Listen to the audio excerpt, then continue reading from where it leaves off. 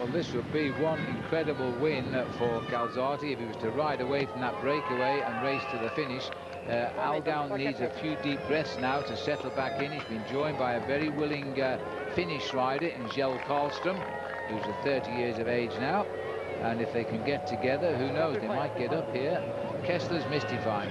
Maybe he's tired, or maybe he feels, why should he waste his energy? The stage will be not so important now that they have the race leader on their team. There's our flotilla of motorbikes who have to scurry out of this because these guys in the villages will go pretty quickly. Well, these are the three riders who've been left behind. Zabriskie is there with Mario Arts and, of course, with Kessler sitting on the back.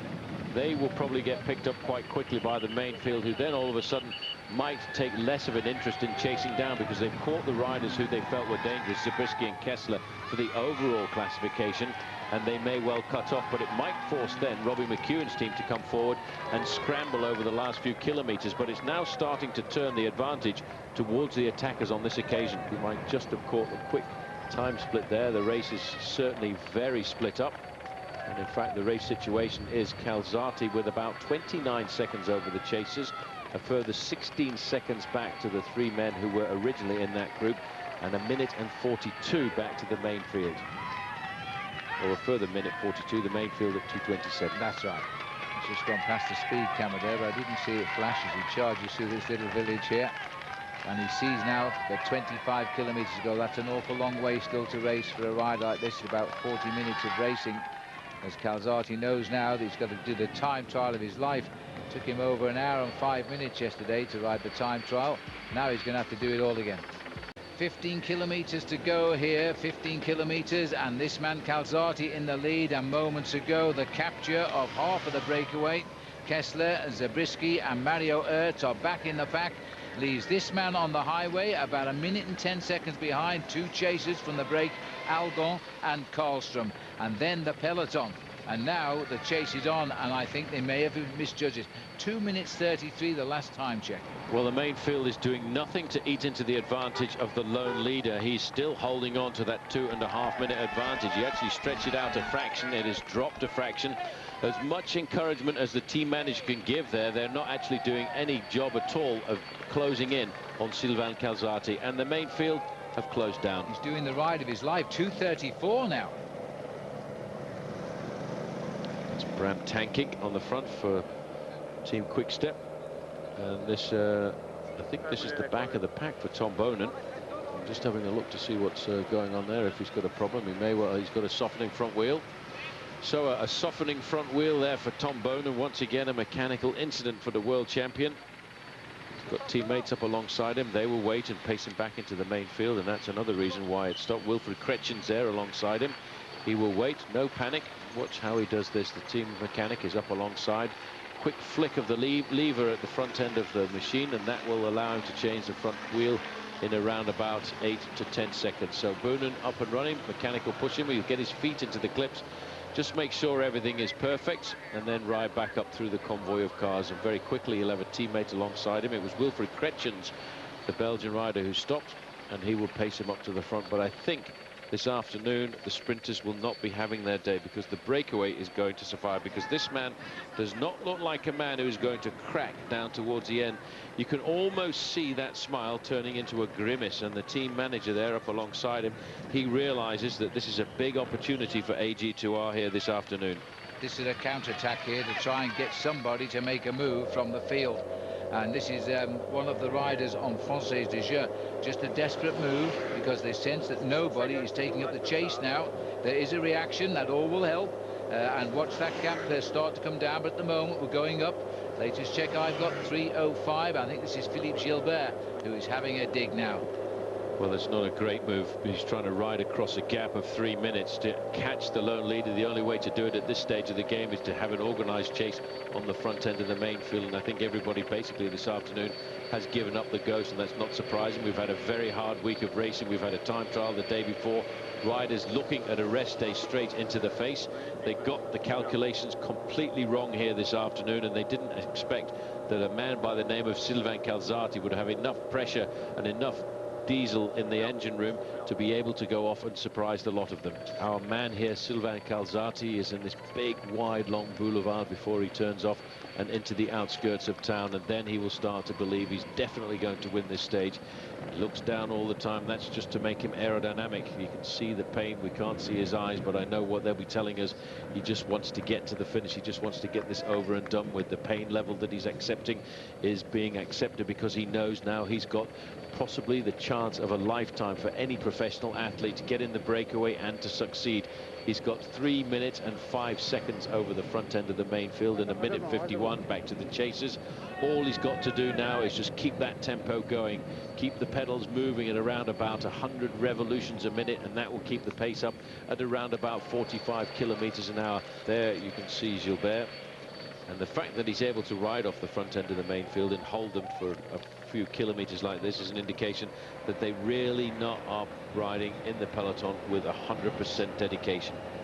And he's just looking for indication, but I have to warn him that on the run into the finish, inside of the last 5 kilometers, they hadn't been able to put up the kilometer banners at 5, 4 and 3 kilometers to go, because in the early part of the day the weather was absolutely atrocious. It was so windy and rainy they couldn't put in the installation, so they had to abandon that with the approach of the publicity caravan. But for this man, he will have a rough idea where he is. He keeps looking down at his handlebars, looks at his onboard computer. There's the face of Sergei Gonchar. Quiet day for him, Paul. Routine. That's what he expected. That's what he wanted. He's completing his first day as leader of the Tour de France. His team feel confident, and this team now feels confident. They know they've got the victory. You don't see that very often so far from the finish. All he's got to do now, Phil, is make sure he doesn't fall off. Well, I tell you, this is a big moment now. I think his team boss has just told him here. I don't know if he knows it's a grimace or cry or smile. I think the news was, look, they're not going to catch it. There's no race going on behind anymore. You're going to win the stage. Enjoy the last couple of kilometers. Well, if you can enjoy it, you know, you really have to just keep the pressure on. You just have to keep riding. He knows he's got it, but it's still going to hurt for a few more kilometers. But you can't afford a mistake, fall off with a flat tire, that's for sure. Sad memories of last year's Tour de France. He abandoned the race on only the 8th stage of the race, and the previous year he'd finished his first Tour de France in 71st. So he is a man now who's going to remember his 3rd Tour de France with a stage win at Lorient, his first ever win as a professional cyclist, actually crossing the line. I should think we're going to see some terrific celebrations here. Well, it's completely different, Phil, winning an actual stage than winning a race overall. You don't get the same joy when they cross the line, because winning the overall is basically on the addition of points, and you're not sure whether or not you've won the race until you get in across the line. But winning in a race like this, and after a long breakaway, when he gets to the line, it's going to be an incredible explosion of joy. Is it going to be an omen for the French as they line up for the World Cup final in Germany tonight in Berlin, where they play Italy? A French winner of the Tour de France is pretty rare these days, I can tell you. Though this year, this is going to be the 2nd stage win for a Frenchman. Remember Jimmy Casper taking out stage 1 of the Tour de France in a surprise sprint finish there. Big surprise for Jimmy Casper in what was on that day a very dramatic victory, because just behind him we saw Thor Hushovd, the overnight leader, crossing the line covered in blood. In this situation, we will see a man on his own riding down the final kilometer, and he will be waving to the crowd. He's not worried about winning the Tour de France this afternoon. He's 76th at the start of the day, 7 minutes down in the overall classification. But for him, it's the joy of riding down the finishing straight all alone in front of a French crowd. Well, all of the banners not erected on the freeway here, the autoroute, but once we swing off it, we should see 2 kilometers to go. I'm approaching that now. We are about 2.5 kilometers from the finish of the race. It's very rare on the stage of the Tour de France you can start to think of the joys and the pleasures of winning the race. It's usually a desperate affair, and I thought that's exactly what it was going to be. But all of a sudden he got through the psychological section of the breakaway when the field realized there is now 2 kilometers to go. The field realized they'd let him go too far, and now the best attitude is to live to fight another day. He deserves his win. He'll feel good now once he's seen that sign indicating 2 kilometers to go. He can translate that very quickly with his onboard brain, because he's going to tell himself, look, mate, 2.5 minutes left to go. Get out of the saddle one more time. The pain is just about to stop.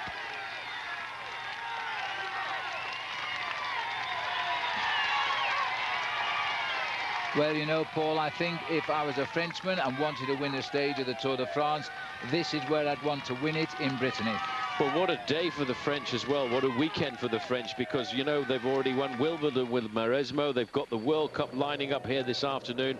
And winning in Brittany is definitely a place to win for a Frenchman, because this is very much the heart of French cycling.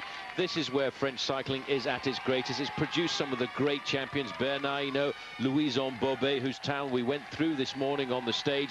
And here this afternoon, Lorient is celebrating the Tour de France. That little blue banner over the road there with the red kite underneath is going to be a sight for his sore eyes. Well, Saint-Méen-le-Grand is where Bobet comes from, where we started today, and in fact he was a brilliant cyclist. He won the Tour de France 3 times. He would certainly have approved it the way this man chose to win today, breaking away with a group of riders at 46 kilometers into the stage, deciding they weren't going quick enough and they would get wrapped up. He decided to attack on his own a long way out, nearly 30 kilometers to ride. And then the field realized they couldn't organize themselves and they couldn't catch him. Sylvain Calzati may have won 1 bike race in his life. It was the overall classification. Now he's about to have, in effect, his first ever big win, and he's chosen stage 8 of the Tour de France. You see that, Phil, a real professional look back, just to check, although he's had the time gaps, although he's been told it's 3 minutes, he wanted to make sure nobody was coming back. Listen to the crowd. He abandoned in pain on stage 8 of the Tour last year. Now he's winning a stage of the Tour de France, and it's France's 2nd stage win.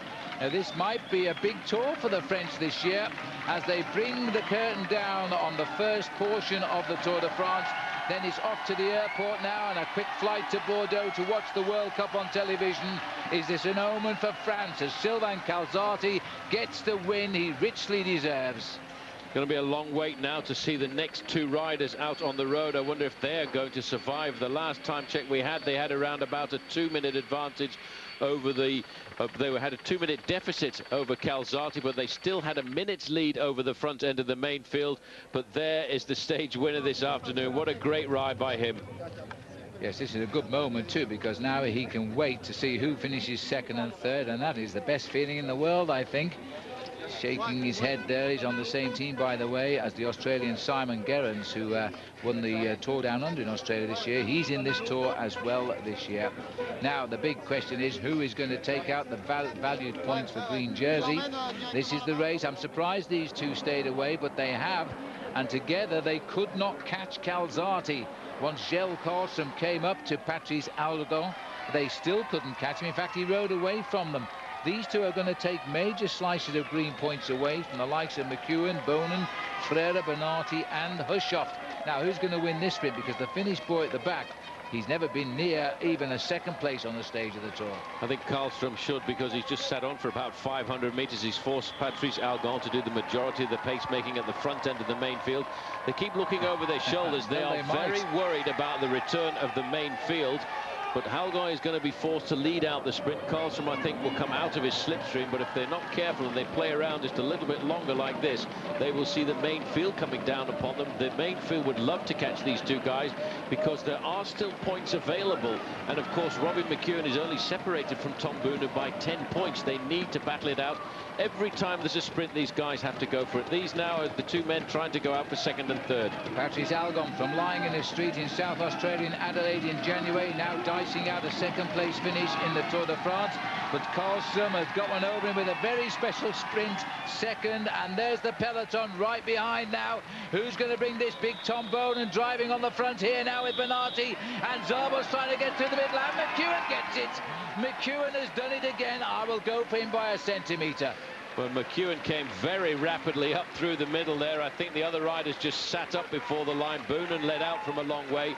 Boonen actually sat up once he saw he was beaten, but we'll have to have a look at that once again. Let's have a look. There's Boonen on the right. McEwen's coming up very quickly. And quickly enough to take the sprint for 4th and increase his lead in the green jersey competition. No sprint necessary for the stage win, though. A great solo venture by Sylvain Calzati, with Gilles Carlstrom beating Patrice Algon in the sprint for 2nd.